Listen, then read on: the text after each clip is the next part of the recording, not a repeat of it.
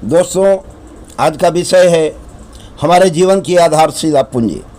सामान्य नाश्ते के आइटमों की तुलना में जब हम रेल रोड और स्टीमशिप बनाने और उनके रख रखाव के लिए आवश्यक धनराशि के बारे में सोचते हैं तो हम दहल जाते हैं, क्योंकि यह राशि हमारी कल्पना से परे है। यह अरबों खरबों डॉलर है, जबकि इसमें जहाज़ों और रेलों के प्रशिक्षित कर्मचारियों की फौज का खर्च शामिल नहीं किया गया है। परंतु आवागमन पूंजीवादी अमेरिका में आधुनिक सभ्यता की आवश्यकताओं का सिर्फ एक हिस्सा है। आवागमन के लिए पहले यह जरूरी है कि ज़मीन से कुछ उगाया जाए या मार्केट के लिए उत्पादन किया जाए। इसके उपकरणों, मशीनरी, पैकिंग, मार्केटिंग और करोड़ों लोगों के लिए करोड़ों डॉलर और लगेंगे। स्टीमशिप और रेल रोड धरती से अपने आप नहीं उग आते और अपने आप काम नहीं करने लगते।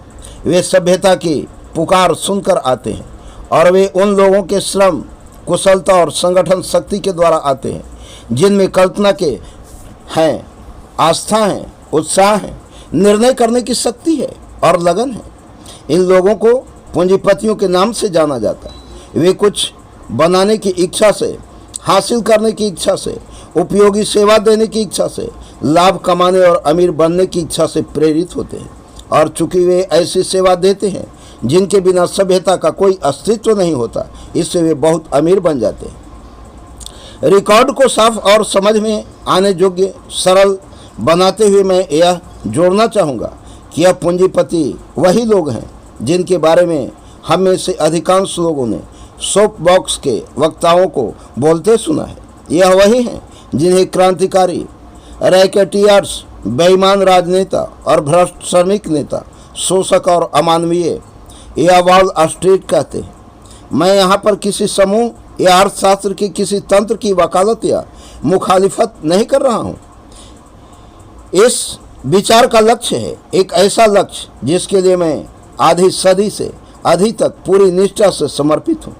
उन सभी को यह ज्ञान प्रदान करना, उन सभी के सामने वह सबसे विश्वसनीय फिलॉसफी प्रस्तुत करना जिसके माध्यम से लोग अमीर बन सकें और जितनी धनराशि वे कमाना चाहते हैं उतनी धनराशि कमा सकें।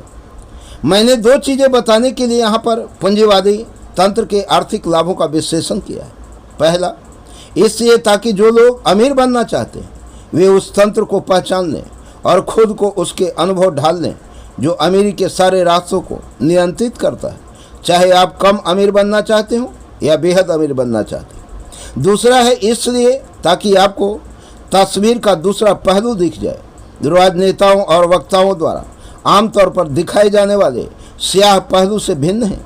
राजनेता और वक्ता जानबूझकर मुद्दों को तोड़ मरोड़ कर पेश करते हैं और संगठित पूंजी के बारे में ऐसे बात करते हैं जैसे यह कोई जहरीला कोबरा हो।